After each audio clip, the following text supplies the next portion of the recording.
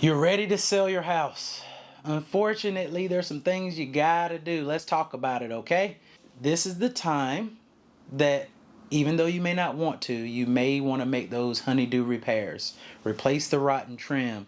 Paint that ugly dark red room that you just think is fantastic, but you're the only one that thinks it's that way. Go ahead and repaint it. It's time to freshen up your landscaping. Do that during the weekend.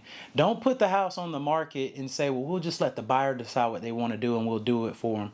No, what you're doing is you're discounting the value of your home. So do all of those items. Imagine this. Here's a perfect analogy. If I was going to sell you my 1963 Ford Mustang and it had ball tires on it and it hadn't been washed in 3 years and it needed an oil change and there were so many other things wrong with it, but otherwise a good car, right?